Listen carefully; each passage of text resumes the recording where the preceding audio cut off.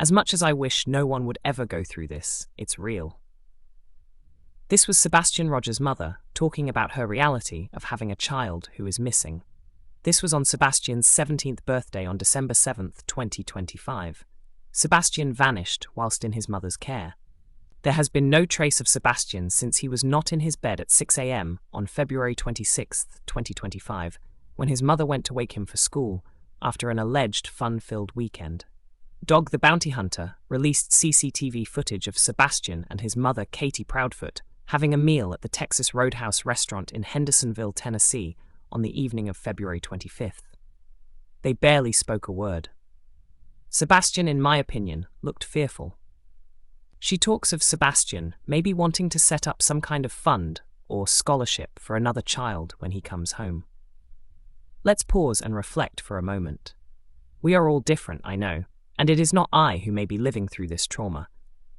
I would be thinking of the possible PTSD my son may be living with and the complexities of what this actually means for Sebastian. Was he suffering from PTSD before he vanished in highly suspicious circumstances from a locked home where law enforcement say there is no evidence he ever left the home? Did Sebastian even make it home from the restaurant? Let's talk about how safe Sebastian was at the home he shared with his mother and stepfather, Christopher Andrew Proudfoot, who was allegedly at work over 300 miles away that night. There were 5 CPS cases in less than 2 years. So was Sebastian already traumatized? In a recent photo, he appears to have bruising to his neck. I would be thinking about the trauma my son may still be living through since his disappearance. I would be wondering about the conditions my son may be living in right now. Who has him, and how is he being treated? I would be worried about what the many pages of confidential information Sebastian's therapist has, where they disclosed how he was basically ignored and not spoken to for almost 2 years at his home, about the disrespect and abuse Sebastian went through. We quite rightly do not know the content of the therapist's meeting, and we never should either. It is nobody's business but Sebastian's and his family's. I would be considering if my son would ever wish to be in my company again, let alone carry out other people's plans for helping another child. This can all possibly be considered at a much later date, if it is what Sebastian wishes and is capable of understanding what this will entail. Recovery from PTSD can take a lifetime, and often there is no happy ending if we are being realistic. Sebastian may be nothing like the child you remember, through no fault of his own. How about focusing on your own child and the lifetime of dedication and support he may need? Loving, caring, nurturing kindness to aid his recovery. Patience, lots and lots of patience. Listening, lots of times where you do nothing but listen so you know exactly what Sebastian will need from you and others. Will you be emotionally available to meet your child's needs? Were you available in the past? What if he never wants to set eyes on his stepfather again? A man who has admitted to physically abusing Sebastian. The abuse was on the outside of his trousers, he told people repetitively. What do statement analysts make of this, I wonder? Will you make it known to Sebastian he can choose the option of never having to see his stepfather again, and will you be supporting him through it safely? Also, your own parenting skills and making sure your son is never disrespected ever again. The silent treatment is a form of abuse. It pins you down and suffocates you. It is mental torture of the highest order. No wonder all Sebastian wanted was friends. Well, he most certainly has his wish now. There are thousands of us who fight for him daily and have since he vanished. We all watched the lack of positive interaction during your meal at the Texas Roadhouse. I recognized Sebastian's body language. It spoke volumes to me. When you treat a puppy badly, one day it is going to bite back. Sebastian looked like a cornered and frightened animal in his interactions with you. He was at the point where nothing he did was ever right, and he was failing to understand your rules in a cruel game which diminished him as a valued human being. He was worn down by it all, wasn't he? And the more lost he was, the further he slipped away from hope, and the more he was punished. Do you recognize this in yourself too? What might be the common denominator here? The following is something I read when I was still teaching. I have kept it all these years as it describes a stepfather of one of my pupils in the special needs school I taught at. He was a violent, manipulative man who should never have had the privilege of being in the child's life. He wore the child down to a shadow of the child he once was, to the point the child was incontinent in his company. Fear can do this to a child. A parent's love is so important to a child that withholding it can cause a failure to thrive condition similar to that of children who have been denied adequate nutrition. Let us have a listen to the silent treatment and the games narcissists play. Now imagine, please, you are a terrified autistic child who cannot comprehend the rules of these sick games. The silent narcissist. It's an anxious, something just ain't right feeling that far surpasses any feeling of discomfort you might experience in, say, a normal dysfunctional relationship. This feels very different, although you can't quite explain it. And when you bring this feeling to his attention, the narcissist, sociopath, or psychopath is instantly defensive, blaming you for being an insecure drama queen and making mountains out of molehills. Worse yet, you're starting to say nothing when he hurts you this way because, well, you're not sure why. All you know is that if you push the issue of his hurtful behavior in even the slightest way, he will most likely punish you by disappearing for a week or two, or maybe more. It's time to stop and recognize who and what you are dealing with. Passive-aggressive manipulation is often the most spirit-breaking kind of abuse, simply because it conducts itself in the background of your life all day, every day. Passive-aggressive behaviors are deliberate. Make no mistake about this fact. And the partner who inflicts this type of emotional manipulation for the sheer joy of seeing you suffer is the narcissistic partner. Make no mistake about this fact and learn about the enemy. 1. Narcissists will invoke the silent treatment upon a partner for days, weeks, and even longer, often with no explanation, as a way to control and demoralize their victim. Narcissists are fond of using the silent treatment as a cruel and unusual punishment for doing nothing at all. And from experience, I can tell you that the affect of this method of control is sheer torture. My ex-N of 10 years executed a narcissistic silent treatment about every 3 weeks, and sometimes sooner, depending upon how, I'm guessing, his other sources of supply were faring. Each silent treatment would last anywhere from 2 to 3 days to 6 weeks to 6 months before he hoovered back, or before my begging at his door and endless onslaught of desperation letters forced him to give in. The silent treatment for my ex and for many others is a powerful narcissistic ploy and/or tactic, and it gets the point across. 2. No matter how he goes about it, or why it happens, or when it happens, the silent treatment always sucks.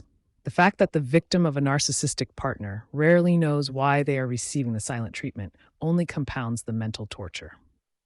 I remember reading an article where the writer described the narcissist's silent treatment as particularly demoralizing, because the N is clearly making a statement, in unspoken terms, of course, that you, the recipient, aren't even worth acknowledging, aren't worth a moment of his time, that in fact you are a worthless piece of shit in the narcissist's eyes.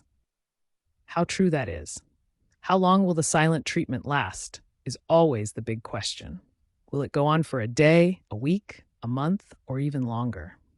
Not knowing when it ends is intended to invoke anxiety in the person on the receiving end, and it does. The longer it lasts, the worse the separation anxiety becomes, and the more likely you are to feel depressed, jealous, confused, isolated, unworthy, etc. The more desperation we feel, the harder it is to follow the no-contact rule and give up the need for closure. We become the puppet that he intended to create, and he becomes the narcissistic puppeteer. The silence is meant to hurt you. It is meant to teach you a lesson. And make no mistake, the silence is always a way for the narcissist to buy himself some free time for hustling up new sources of supply.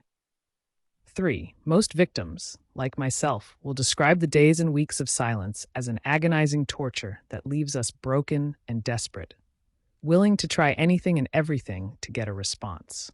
If this means apologizing for the sole purpose of apologizing, even though we know have done nothing wrong, then so be it. When you're in the thick of it, the pain of the silence is far worse than the pain of being a doormat.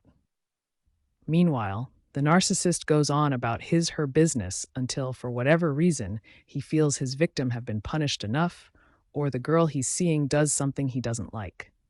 When this happens, he will usually return offering no explanation, or at least no logical explanation, and he will expect to pick up right where he left off and as if he'd never been gone. So dismantled and dejected, the victim often demands no answers anyway, keeping her mouth shut and choosing instead to revel in the fact that her anxiety has passed. This particular response, by the way, is an intended result of the silent treatment so that the end gets away with the entire debacle.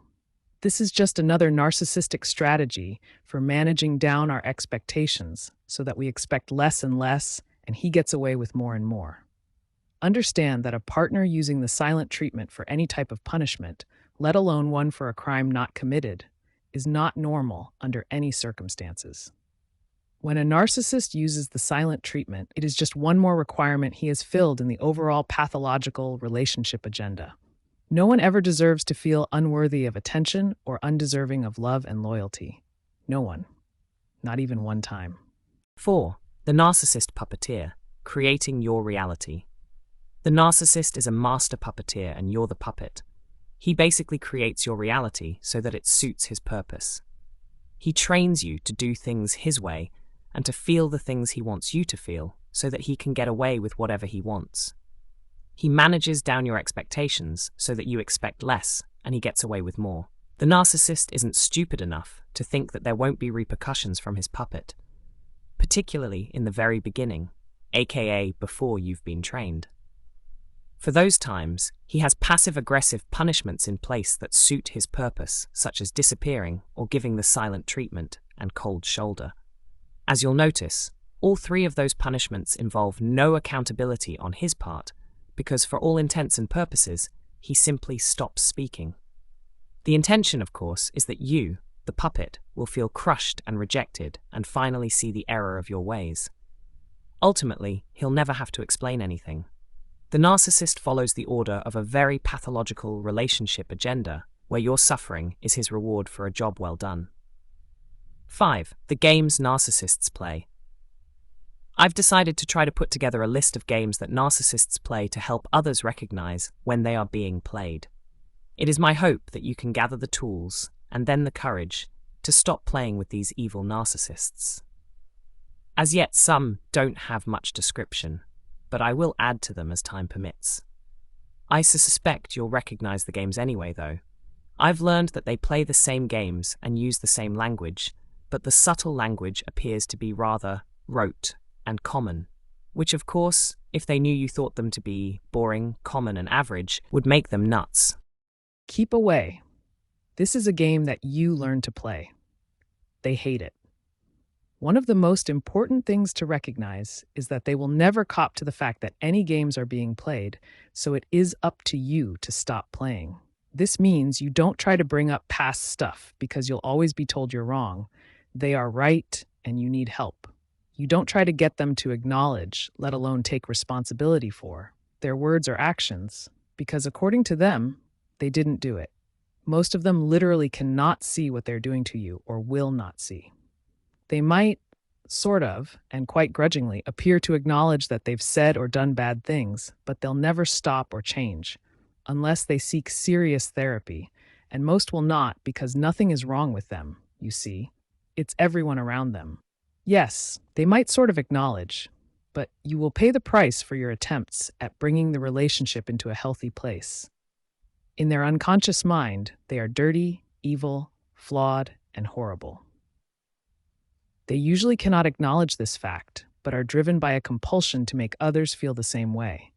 They are filled with envy and rage, and trying to get them to acknowledge these facts will bring out a monster, with you being the victim they fully intend to eat. Remember, fake acknowledgement is only a way to keep you in the game.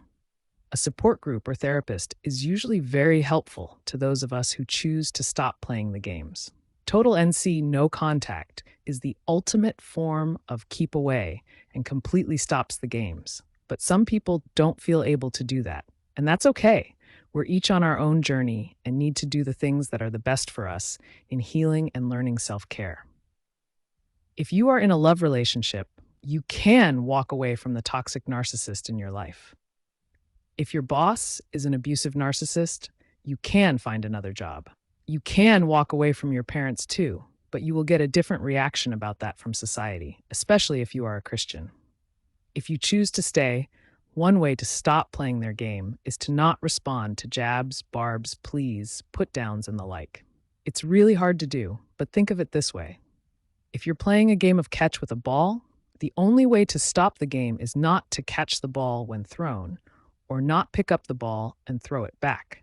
Of course, in a normal game of catch, most people won't try to stab you to death if you want to stop, which a narc will do in some way or another. But it is possible to stop playing. Just be prepared for an onslaught of negativity, accusations, and histrionics.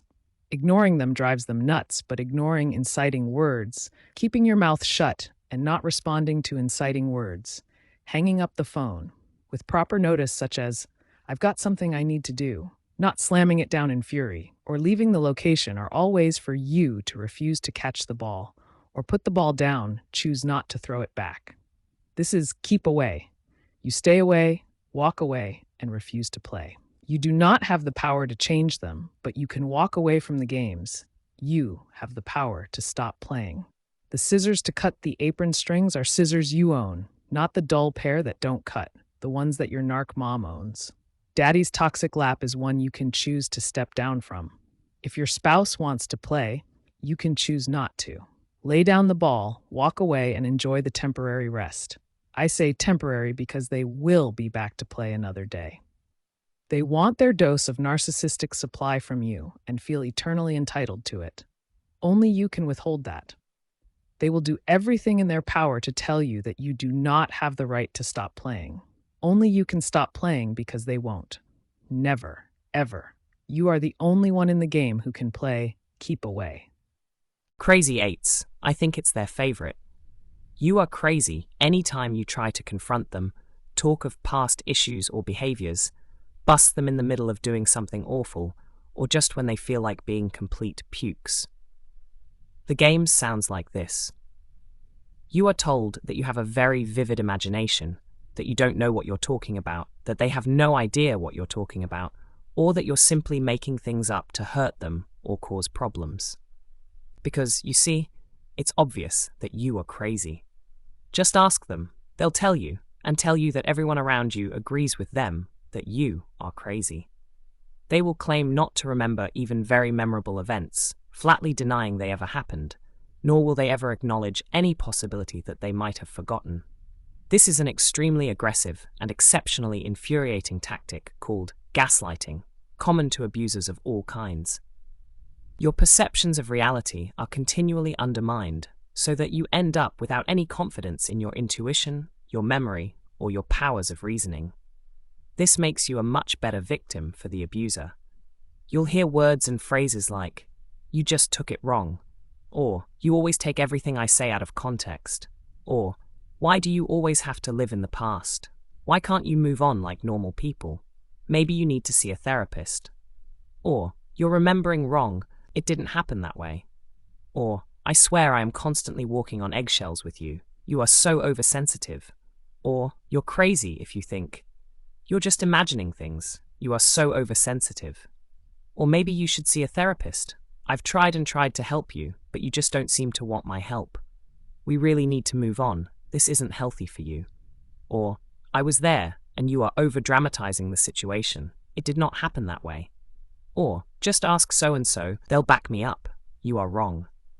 Or, "No one else in the family feels the way you do about this, so you need to just think about that, about what you're doing to us all with this constant drama and trauma. Maybe you should see a therapist." Get the drift? Basically, you are wrong. Your perceptions are wrong. Your memories are wrong. Any bad memories you have are imaginary. You need help. They're only trying to help you. No one in the family agrees with you, and so on.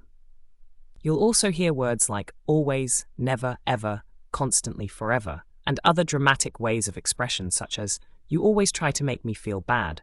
I can't change the past, so why do you have to constantly bring this stuff up?" Or, "You never seem to be able to." Or, "Why are you forever doing or saying?" Or, "I never did any such thing. You're just making that up to hurt me." Whatever it is that you are always, constantly, or forever doing usually has to do with you trying to get them to understand and take responsibility for their part in it. Whatever it is that you never do, most likely has to do with refusing to play their game. You never give me the benefit of the doubt. Or, you never give me credit for all my hard work. Or, why can't you ever see my point of view? Why does everything have to be about you? This one is one of my favorites, because if you've gotten them to that point of frustration by having the bad taste to bring up their bad behavior, their mask will slip. The one thing they hate is something not being about them. As long as they can be the wonderful one, of course. Anything bad about them simply does not exist, and you are crazy to think otherwise. Death by 1,000 cuts. This is a really fun game all narcissists like to play. It involves shredding your soul, your ego, your accomplishments, and any belief system you have that does not agree with theirs. The way the game is won is for them to try to turn absolutely everything about you and everything you do into a complete failure. Extra points are given when they can take all credit for anything good that has ever happened and put it all in their pot. There are double extra points when they manage to put all blame for anything bad onto the other players. The pity party. I read on another blog about the pity party and they added, longest party ever. I laughed and promptly adopted it. It's so true for all victims. The neediness of a narcissist seems bottomless, does it not? Sheesh, they are so boring and their parties suck. 21. In this popular game, you are not allowed to ever reach 21. Even if you are 50 years old, you will still be treated like a child, a stupid child, a bad child, a silly child, etc. You don't get to have face cards, and if you get an ace, it's only worth 1 point. The King-Queen game. The most important part to remember about this game is that no one can know the rules except the king or queen. Either the king or queen gets to make up rules as they go along. They don't have to tell the other players and can change the rules whenever it suits them. They are, after all, the king-queen, and therefore always win the game too, even when you play fairly by that day's rules. You can be penalized for breaking the rules, even if they choose not to tell you the rules. Spite and malice. This is a kind of competitive patience solitaire game for 2 players. It is also known as cat and mouse. The cards are arranged from low to high, with the kings being wild. Suits, normal order of things, and/or common societal rules are irrelevant in the game. The game ends when someone wins by playing the last card of their payoff pile. The game can also end if the players run out of cards, in which case the result is a draw. This is one my son found for me on the internet when we were talking about this post, and the analogies are numerous and fun. Spite and malice, or cat and mouse, is a perfect game for a narcissist because 1, it is actually a form of solitaire. 2, it requires one-upmanship and pulling out better cards to beat the other player with. Oh, how many times have you experienced this game, dear one? It involves a payoff, and for the narc, that usually means hurting you somehow. They keep track of real or imaginary things you do, have done, or might do. This is their pile, and they nurture it, obsess over it, and dump it on you whenever possible.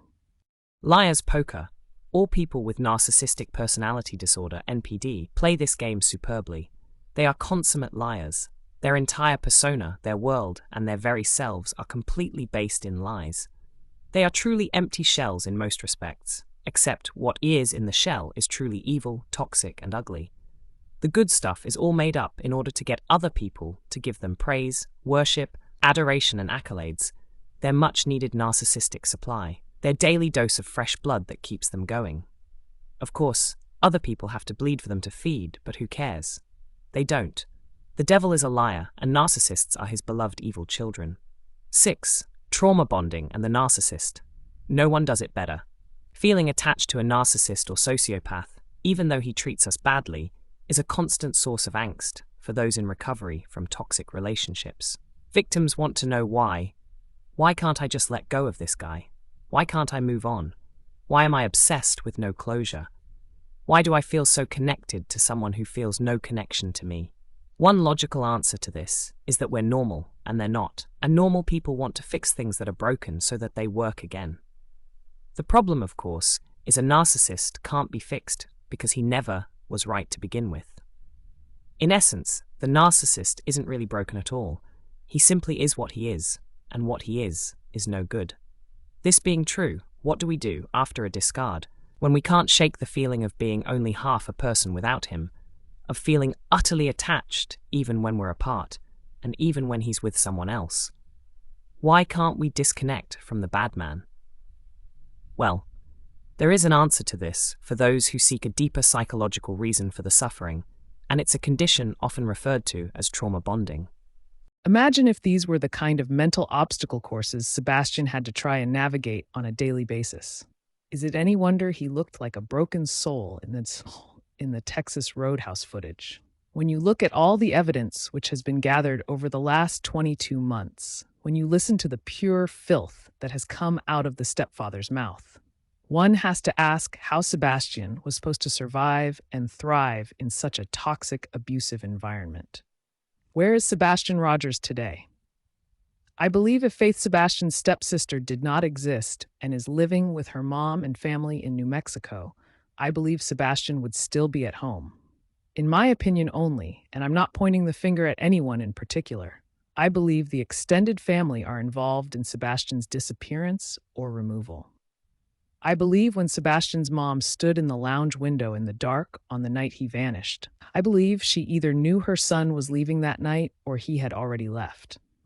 Whatever happened, it is my belief, based on the huge amount of red flags, that the family planned the disappearance. When Peter Hyatt, statement analyst, said Katie didn't know where her son was, I believe him, but I also believe someone in that family does know. What do you think? If and when Sebastian returns, should he be forced to go back to living in such a toxic environment? Do you think he would want to? Thank you for listening. The author of The Silent Treatment and the games narcissists play is author unknown.